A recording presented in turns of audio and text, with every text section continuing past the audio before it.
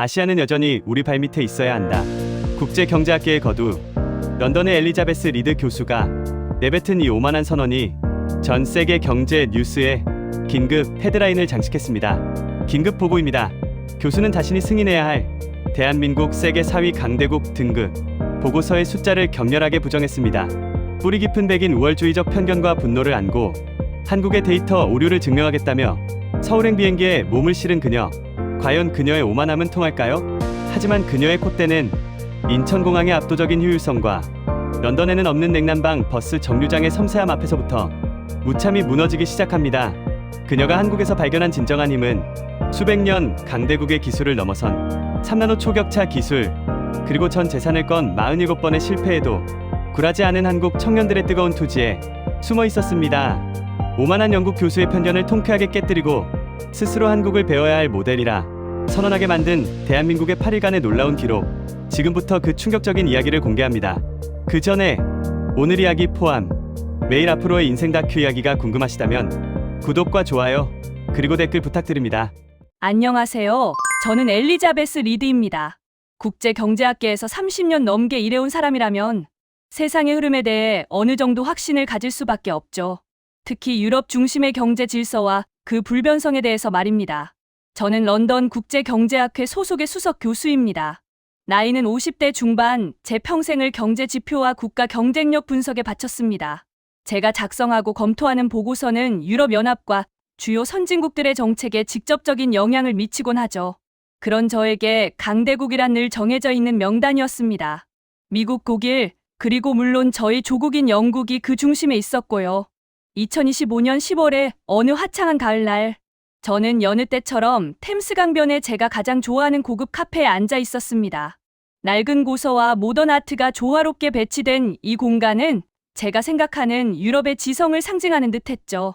제 앞에는 곧 발표될 예정인 국가종합력 평가 보고서의 초안이 펼쳐져 있었습니다. 이 보고서를 최종 승인하는 것이 제 역할이었고요. 차분하게 보고서를 검토하던 저는 잠시 후 눈을 의심할 수밖에 없었습니다. 익숙하고 안정적인 순위 속에서 하나의 국가가 비정상적으로 높이 올라와 있었기 때문입니다. 대한민국, 세계 4위 강대국 등급. 저는 다시 한번 그 숫자를 확인했습니다. 4위. 영국은 5위, 프랑스는 7위에 머물러 있었는데 저 아시아의 작은 나라가 그들 모두를 제치고 올라선 것입니다. 제 입에서는 무의식 중에 코웃음이 새어나왔습니다. 말도 안 돼. 분명 데이터에 치명적인 오류가 있는 것이 분명합니다. 보고서는 인공지능 기술 선도, 방위산업 수출 증가, 그리고 압도적인 문화 콘텐츠 파급력 등 다양한 지표를 근거로 들고 있었지만 저는 이 모든 것이 일시적인 착시 현상이라고 치부했습니다. 제가 수십 년간 쌓아온 세상에 대한 확신이 단지 종이 위의 숫자로 인해 흔들리는 것을 허용할 수 없었죠. 바로 그때 제 테이블로 한 직원이 주문을 받기 위해 다가왔습니다. 그는 앳된 얼굴을 한 아시아계 청년이었습니다. 아마도 유학생 신분으로 아르바이트를 하고 있을 거라는 짐작이 들었죠. 저는 그에게 싸늘하고 위압적인 시선을 보내며 주문했습니다. 나는 카푸치노를 마시겠어요. 하지만 한 가지 부탁합니다. 제대로 만들어서 가지고 오세요.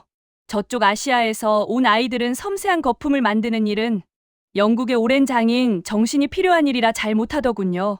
제 말에 청년의 얼굴에는 미동조차 없었습니다. 그는 그저 차분한 표정으로 고개를 숙였고 알겠습니다. 교수님이라는 짧은 대답만을 남긴 채 돌아섰습니다. 잠시 후 그가 가져온 카푸치노는 놀라울 정도로 완벽했습니다. 섬세하고 균형 잡힌 거품 아트가 돋보였죠. 저는 찻잔을 들어 한 모금 마신 후 속으로 중얼거렸습니다. 그래요. 커피 만드는 솜씨는 제법이군요. 하지만 이런 섬세함은 단순한 기능적인 영역에 머무는 것입니다. 이 나라의 경제 정책을 좌우하고 세계 질서를 재편하는 일은 여전히 우리의 몫이죠. 저들이 아무리 기술을 발전시킨다 한들 작은 아시아 나라들은 선진국을 이끄는 지혜와 비전에서는 여전히 우리 백인 남성들의 발밑에 있어야 마땅합니다. 저는 보고서 페이지를 넘기며 이 비정상적인 4위 순위를 어떻게든 낮추거나 배제해야겠다는 결심을 굳혔습니다. 한국이라는 나라가 일시적으로 거품이 낀 것인지 아니면 정말로 제가 알지 못하는 무언가가 있는 것인지 확인해야 했습니다. 제가 보고서를 검토하는 일에 있어서 단 한 치의 오류도 용납할 수 없었으니까요. 결국 저는 오만함을 감추지 못한 채 런던에서 한국을 바라보는 것이 아니라 직접 현장으로 가서 진실을 확인하기로 결정합니다. 숫자가 주는 충격을 눈앞의 현실로 검증해보고 싶었기 때문입니다. 카푸치노를 마시면서 아시아계 청년에게 보였던 저의 태도는 어쩌면 제가 가진 고정관념의 마지막 방어선이었는지도 모릅니다. 저는 그 섬세한 거품을 단순히 기능적인 재주로 치부했지만 사실 제 마음속 깊은 곳에서는 영국보다 나은 아시아 나라의 가능성을 인정하고 싶지 않았던 것이죠. 하지만 보고서의 숫자는 끈질기게 저를 괴롭혔습니다. 그날 오후 저는 연구실로 돌아와 해당 보고서의 원천 데이터를 샅샅이 뒤지기 시작했습니다. 제 목표는 오직 하나였습니다. 대한민국이 세계 4위에 올랐다는 이 비현실적인 결론을 뒤집을 단 하나의 오류를 찾는 것이었습니다. 저는 첫 번째로 GDP 성장률 지표를 확인했습니다. 유로존의 평균 성장률은 1.8%에 머물러 있었지만 한국은 3.5%를 기록하며 아시아를 넘어 유럽과 미국의 주요 국가들을 압도하고 있었습니다. 그것도 지속 가능성이 높은 기술 기반의 성장이었죠. 두 번째는 첨단 기술 시장 점유율이었습니다. 제가 가장 무시했던 분야인 반도체 부문에서 한국은 메모리 반도체를 넘어 비메모리 시스템, 반도체 시장까지 빠르게 장악하며 독보적인 위치에 올라 있었습니다. 특히 3나노 이하의 초미세 공정 기술력은 이미 경쟁국들이 따라올 수 없는 수준으로 벌어져 있었습니다. 저는 이 데이터를 보면서도 인정하고 싶지 않아 애꿎은 펜만 거칠게 돌렸습니다. 세 번째로 저를 경악하게 만든 지표는 방위산업 수출액이었습니다. 저는 늘 군사력이나 방위산업은 미국이나 러시아, 그리고 일부 유럽 국가들의 전유물이라고 생각했습니다. 그런데 한국은 2020년대 중반에 이르러 이미 세계 4위권의 방산 수출국으로 성장해 있었습니다. 폴란드, 노르웨이 같은 유럽 국가들이 K전차와 K자주포를 대규모로 도입하고 있다는 사실은 제가 가진 선진국의 정의 자체를 뿌리부터 흔들었습니다. 마지막으로 보고서는 문화 콘텐츠 파급력을 소프트파워 지수라는 새로운 지표로 측정하고 있었습니다. K드라마와 K팝으로 대표되는 문화 콘텐츠가 창출하는 경제적 부가가치와 전 세계 젊은이들에게 미치는 영향력은 그 어떤 강대국도 따라올 수 없는 수준이었죠. 영국의 자부심이었던 셰익스피어나 비틀즈의 시대적 영향력을 능가하는 속도와 규모였습니다. 저는 데이터를 검토할수록 회의감과 분노가 뒤섞인 감정에 사로잡혔습니다. 분노는 숫자가 보여주는 현실이 아니라 제가 수십 년간 신뢰했던 세상의 질서가 무너지고 있다는 사실 때문이었습니다. 저의 오만함과 백인 우월주의적 편견이 이제는 객관적인 지표 앞에서 꼼짝 못하는 상황에 놓인 것입니다. 결국 저는 마지막 보고서 승인을 보류하고 중대한 결정을 내립니다. 이 보고서를 승인하기 전에 나는 반드시 내 눈으로 이 모든 것을 확인해야만 합니다. 저는 다음날 아침 서울행 비행기 표를 예약했습니다. 더 이상 책상에 앉아 오만하게 런던에서 세상을 재단할 수 없었습니다. 오직 현장에서 그들이 정말로 어떻게 영국을 앞지르고 세계 4위 강대국이 되었는지 그 진실을 파헤쳐야 했습니다. 저는 짐을 꾸리면서 생각했습니다. 분명 이 모든 것은 일시적인 거품일 것이라고요. 저는 서울에 도착하자마자 그 허점을 찾아내서 이 비정상적인 보고서를 반드시 수정할 것이라고 스스로에게 다짐했습니다. 이 여정은 한국의 강함을 인정하기 위한 것이 아니라 한국의 오류를 증명하기 위한 여정이었습니다. 런던에서 출발한 장거리 비행 후 저는 한국의 인천국제공항에 도착했습니다. 저는 여전히 이 나라가 세계 4위 강대국이라는 통계가 거품이라는 것을 증명할 생각으로 가득 차 있었죠. 런던 히드로 공항의 혼잡함과 비효율성에 익숙해진 저에게 공항의 첫인상은 매우 중요했습니다. 저는 한국 시스템의 허점을 여권 심사대나 수화물 처리 과정에서 발견할 것이라고 확신했습니다. 하지만 착륙 후 게이트를 나와 입국 심사를 마치고 수화물을 찾기까지의 과정은 제가 예상했던 혼란과는 거리가 멀었습니다. 모든 절차는 믿을 수 없을 만큼 매끄럽고 효율적이었습니다. 제가 짐을 찾는 데 걸린 시간은 단 8분이었습니다. 제 평생 런던 히드로에서 30분 이상 기다리지 않은 적은 거의 없었죠. 첫 번째 충격이었습니다. 시스템이 완벽하게 최적화되어 있다는 것을 깨달았죠. 입국장을 빠져나오자마자 저는 안내를 담당할 한국인 통역을 만났습니다.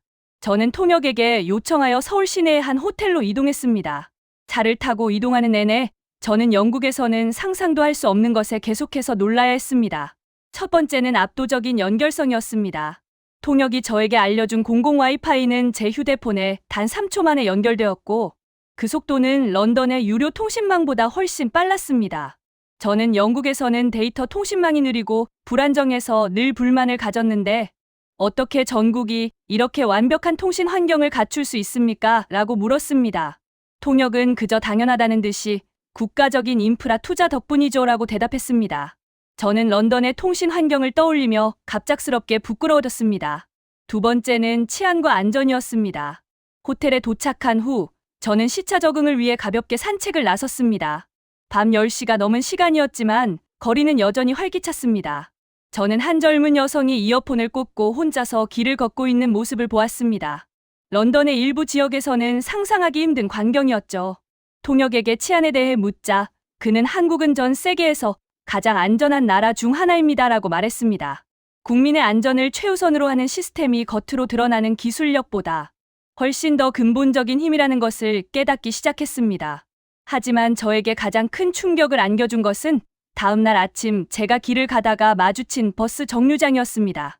서울의 한 복잡한 교차로 그곳의 버스 정류장은 단순한 대기 장소가 아니었습니다. 그것은 마치 작은 첨단 캡슐 같았죠. 벽면은 투명한 유리로 되어 있었고 실내에는 쾌적한 공기가 흘렀습니다. 영국의 버스 정류장은 비바람이나 겨우 가려주는 수준이었고 잦은 고장으로 버스 도착 정보 시스템조차 믿을 수 없는 경우가 많았습니다. 저는 통역에게 물었습니다. 저 안에 에어컨이 나오는 것입니까? 통역은 미소를 지으며 말했습니다. 네, 교수님. 여름에는 시원하고 겨울에는 히터가 작동해서 따뜻합니다. 미세먼지가 심한 날에는 공기청정 기능도 자동으로 켜지죠. 저는 그 자리에서 멈춰 섰습니다. 영국의 명문대학 교수이자 경제학계의 권위자인 저희 도시에는 존재하지 않는 국민의 편의를 위한 섬세하고 완벽한 시스템. 제가 카페에서 무시했던 섬세함이 바로 국민의 일상을 혁신하는 기술 시스템 그 자체였던 것입니다. 저는 저도 모르게 중얼거렸습니다. 제 오랜 오만함이 무너지는 순간이었습니다. 믿기지 않네요. 우리 런던은 과거의 영광에만 취해 있어요. 시민의 편의는 뒷전이죠. 하지만 한국은 이미 10년 앞선 미래를 살고 있어요. 당신들은 얼마나 대단한 일을 하고 있는지 모르는 것 같아요. 저는 이곳이 제가 보고서에서 오류를 찾으려 했던 나라가 아님을 직감했습니다. 한국은 이미 책상 위의 숫자를 넘어 국민 한 사람 한 사람의 삶의 질을 높이는 방식으로 스스로를 증명하고 있었습니다. 버스 정류장에서 느꼈던 충격? 그것은 단순히 첨단 시설에 대한 놀라움이 아니었습니다. 그것은 국민을 향한 세심한 배려와 기술력이 결합된 시스템에 대한 경외감이었죠. 저는 더 이상 한국을 거품이 낀 아시아의 작은 나라로 깎아내릴 수 없음을 인정하기 시작했습니다. 그러나 여전히 그들의 힘이 어디에서 나오는지는 정확히 파악해야 했습니다. 저는 다음 여정으로 수원에 위치한 세계적인 반도체 기업의 연구시설을 방문했습니다. 이곳은 제가 런던에서 보고서로만 접했던 3나노 초격차 기술이 탄생하는 곳이었죠. 통역과 함께 보안 절차를 통과하고 연구시설 내부로 들어서는 순간 저는 숨을 쉴 수 없는 듯한 압도적인 분위기에 사로잡혔습니다. 그곳에서 만난 연구 책임자는 40대 초반의 젊은 여성이었습니다. 저는 런던에서의 오만했던 태도를 최대한 감추고 전문적인 질문들을 쏟아냈습니다. 그리고 그녀의 답변을 통해 저는 한국이 가진 진정한 기술 패권의 실체를 마주했습니다. 저는 첫 번째 핵심 기술인 초미세 공정 기술에 대해 물었습니다. 그녀는 단호한 목소리로 말했습니다. 교수님, 반도체 기술에서 나눈 숫자는 단순히 크기를 의미하지 않습니다. 그것은 곧 미래 시장에 대한 주도권을 의미합니다. 21세기 산업을 움직이는 인공지능, 자율주행, 빅데이터의 핵심은 결국 이 초미세 공정에 달려 있습니다. 현재 저희는 경쟁국보다 최소 1년 6개월 이상 앞선 기술 로드맵을 확보하고 있습니다. 이는 쫓아오는 자들이 도저히 따라잡을 수 없는 격차입니다. 이 말을 들었을 때 저는 18세기 영국을 떠올렸습니다. 증기기관과 섬유 산업을 통해 전 세계를 지배했던 산업혁명의 시대 말입니다. 그때 영국이 철과 석탄이라는 물리적인 자원을 독점했다면 지금의 한국은 정보와 지능이라는 비물리적인 자원을 움직이는 핵심 동력인 반도체를 독점하고 있는 것이나 다름없었습니다. 두 번째로 충격적이었던 것은 속도와 결정력이었습니다. 연구 책임자는 한국의 기술 기업들이 국가적인 지원과 맞물려 실패를 두려워하지 않고 과감하게 수백조 원을 투자하고 있음을 설명했습니다. 기술은 결국 타이밍 싸움입니다. 저희는 경쟁사들이 망설이는 순간 다음 단계의 공정으로 넘어가는 결정을 내리고 그 결과를 책임집니다. 이 결정의 속도가 우리의 초격차를 만들어냈습니다. 저는 제 조국인 영국을 다시 한번 생각했습니다. 런던은 과거의 영광에 안주하며 새로운 투자에 보수적이었고 관료주의 속에서 결정은 늘 지연되기 일쑤였습니다. 하지만 이 작은 아시아 나라, 한국은 마치 전쟁터에서 빠르게 기동하는 군대처럼 미래 시장을 향해 거침없이 나아가고 있었습니다. 저는 그날의 보고서 초안에 적혀있던 문구를 다시 한번 되새겼습니다. 영국이 증기기관으로 세상을 지배했다면 한국은 반도체로 21세기를 지배한다는 선언. 저는 더 이상 이 문구를 데이터 오류로 치부할 수 없었습니다. 눈앞에 펼쳐진 수많은 연구 결과와 압도적인 기술력은 제 오만함을 무너뜨리고 한국을 기술 패권 국가로서 인정하게 만들었습니다. 저희 서울행은 한국의 오류를 증명하는 여정에서 이제 한국의 위대함을 기록하는 여정으로 바뀌고 있었습니다. 반도체 연구시설을 떠난 후 저는 런던으로 돌아가기 전에 마지막 한 분야를 더 검증해야 한다는 강렬한 의무감을 느꼈습니다. 그것은 바로 제가 늘 유럽과 미국의 전유물로 생각했던 방위 산업이었습니다. 보고서가 제시했던 세계 4위 방산 대국이라는 수치는 여전히 제 상식으로는 납득하기 어려웠죠. 한국은 불과 50년 전 전쟁의 참화를 겪고 원조를 받던 나라였으니까요. 저는 경기도에 위치한 대규모 방위산업 전시관을 방문했습니다. 전시관에 들어서자마자 제 눈을 사로잡은 것은 웅장한 크기와 날카로운 디자인의 K전차와 K자주포였습니다.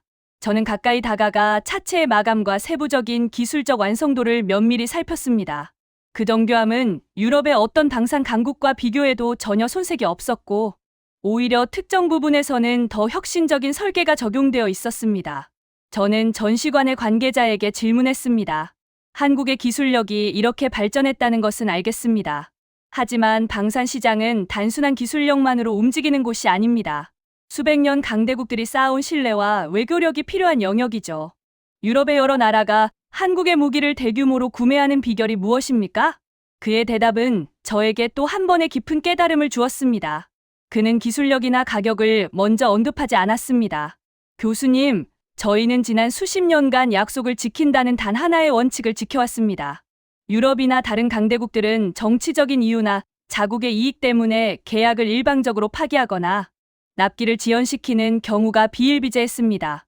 그러나 저희는 어떤 상황에서도 납기 엄수를 최우선으로 했고 계약 후에도 완벽한 품질 관리와 신속한 AS를 제공했습니다. 무기라는 것은 생명을 담보로 하는 제품이기에 저희의 신뢰는 그 어떤 기술보다 강력한 무기가 된 것입니다. 저는 제 수첩에 이 말을 메모했습니다. 신뢰의 국력 성능을 넘어 납기 엄수 품질 AS라는 한국인의 신뢰가 세계 시장을 장악했다.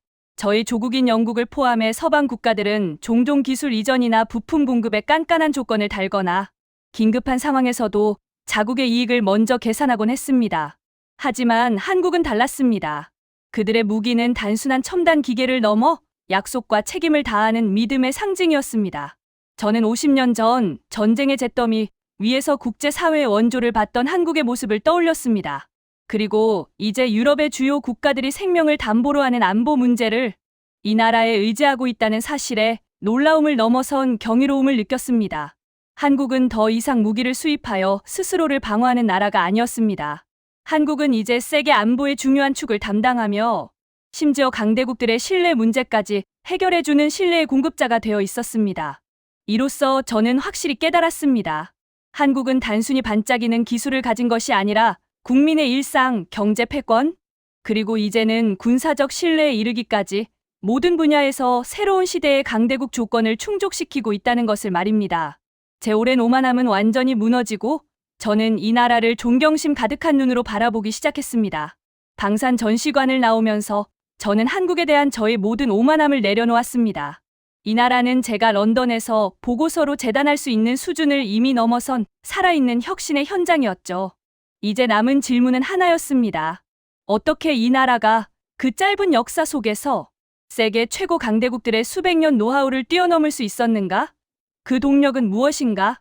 저는 한국의 한 기술 혁신 센터에서 진행된 세미나에 참석했습니다. 주제는 차세대 친환경 에너지 혁명이었습니다. 그곳에서 저는 암모니아 기반 청정 에너지 기술을 개발한 4명의 젊은 한국인 청년들의 이야기를 접하게 되었습니다. 이 이야기는 저의 학문적 지식과 인간적인 오만함, 그 모든 것을 송두리째 뒤흔들었습니다. 이들이 도전한 기술은 이미 전 세계가 수십 년간 포기했던 분야였습니다. 암모니아를 안정적으로 분해하여 수소를 추출하는 과정에서 발생하는 500도의 저주 때문이었죠. MIT의 권위자들이나 거대 석유, 기업의 연구팀들조차 현재 기술로는 불가능하다고 결론 내린 프로젝트였습니다. 저는 그들의 발표 자료를 보면서 충격을 받았습니다. 이 4명의 청년들은 이 불가능한 도전에 전 재산을 걸었습니다. 한 청년은 결혼을 위해 모아둔 전세금을, 다른 청년은 자신의 유일한 이동 수단이었던 낡은 차량을 처분하여 연구 자금으로 썼습니다. 그들이 프로젝트를 시작했을 때 통장에 남아있던 잔고는 모두 합쳐도 47만 원이 전부였다고 했습니다. 하지만 그들을 절망으로 몰아넣은 것은 돈이 아니었습니다. 바로 실패였습니다. 그들은 1년 동안 47번 연속으로 실험에 실패했습니다. 제가 런던의 카페에서 보였던 섬세함과는 비교도 안 될 만큼 치명적이고 좌절스러운 실패였죠. 매번 실험이 끝날 때마다 연구실에는 탄 냄새와 함께 좌절감만이 가득했습니다. 세미나 발표를 진행하던 청년은 담담하게 그 시절을 회상했습니다. 저희는 47번째 실패를 했을 때 모든 것을 포기해야 한다고 생각했습니다. 전 세계가 포기한 기술이었고 저희도 모든 것을 잃었으니까요. 그때 저희 리더가 말했습니다. 우리가 47번 실패했다는 것은 전 세계의 누구도 시도하지 않은 47가지의 오류를 알게 되었다는 뜻이다. 우리는 멈출 수 없다. 이 말을 듣는 순간 저는 정신을 차릴 수 없었습니다. 제가 런던에서 안락하게 보고서를 검토하고 실패의 리스크를 피하며 안전한 학문적 길만 걸어왔던 것과 너무나 대비되었습니다. 거대 자본과 최고의 시설을 가진 중국의 연구팀이 수백억 원의 예산과 15명의 연구원으로도 해결하지 못한 문제를 이 한국 청년들은 오직 포기하지 않는 끈기와 투지로 돌파하려 하고 있었습니다. 이들의 이야기는 저에게 제가 런던 카페에서 아시아계 청년에게 했던 오만한 발언이 얼마나 무지하고 근본적으로 잘못되었는지 깨닫게 했습니다. 저는 그들의 재주를 무시했지만 그들의 내면에 숨겨진 강인한 정신력과 불굴의 도전, 정신이야말로 진정한 강대국의 근본임을 깨달았습니다. 기술이나 돈이 부족해도 이 정신력만 있다면 세상의 어떤 불가능에도 도전할 수 있다는 것을 말입니다. 저는 이 순간 한국이 세계 4위 강대국이 된 이유가 단순히 뛰어난 시스템이나 기술 때문만이 아니라 국민의 가슴 속에 살아 숨쉬는 이 뜨거운 도전 정신 때문임을 확신했습니다. 저의 한국 방문은 이제 완벽한 자기 반성과 깨달음의 여정으로 마무리되고 있었습니다. 한국의 젊은이들이 보여준 47번의 실패와 그의 굴하지 않는 도전 정신은 저의 오만했던 마음을 완전히 정화시켰습니다. 하지만 저는 경제학자입니다.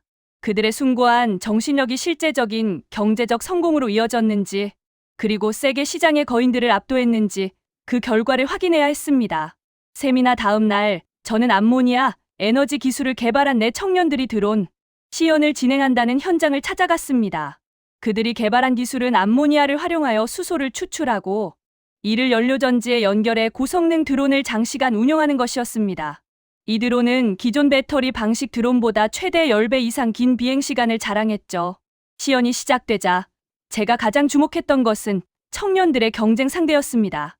그곳에는 이미 수백억 원을 투자받아 대규모 연구를 진행했던 중국의 대형 기술팀과 수십 년간 정밀, 기계 분야의 강자였던 일본 도시바 연구소의 관계자들이 초청되어 있었습니다.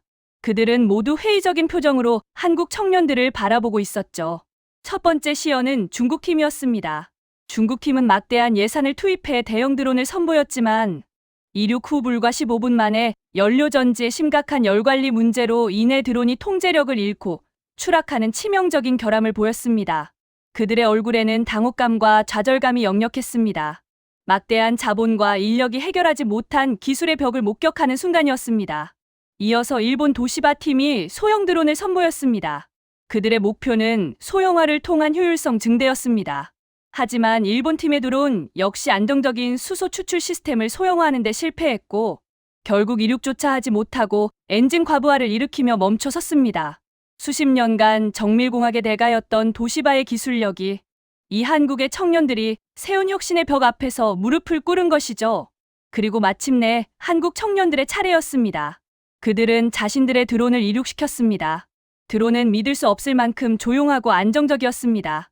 2시간이 넘도록 하늘을 선회하며 목표 지점까지 정확하게 비행했습니다. 기술 격차는 명확했습니다. 중국 팀은 추락했고 일본 팀은 이륙조차 못했지만 한국 팀은 완벽한 성공을 보여주었습니다. 저는 옆에 서 있던 통역에게 속삭였습니다.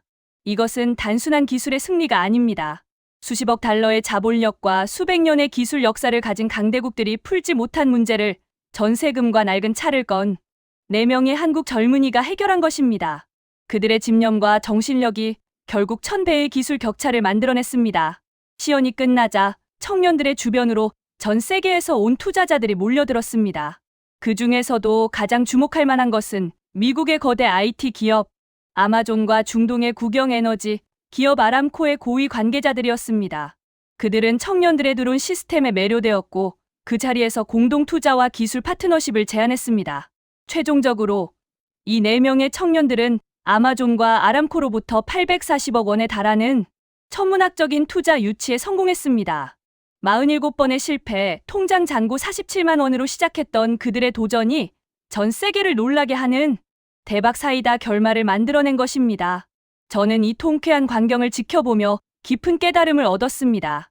한국의 힘은 그들의 과거가 아니라 불가능에 맞서는 그들의 현재의 정신력과 미래에 대한 과감한 투자에 있다는 것을요. 이제 저는 이 모든 진실을 런던으로 가져가 제가 속한 학계와 사회 전체에 던져야 할 책임감을 느꼈습니다. 서울에서 겪은 충격과 깨달음은 저의 인생 자체를 바꾸어 놓았습니다. 저는 런던으로 돌아오는 비행기 안에서 수첩에 빼곡히 적은 한국의 기록들을 다시 읽어보았습니다. 효율적인 시스템, 압도적인 기술 패권, 신뢰를 바탕으로 한방위 산업, 그리고 무엇보다 47번의 실패에도 굴하지 않은 뜨거운 정신력까지. 저는 더 이상 제 오만함과 백인 우월주의적 편견을 숨길 수 없었습니다.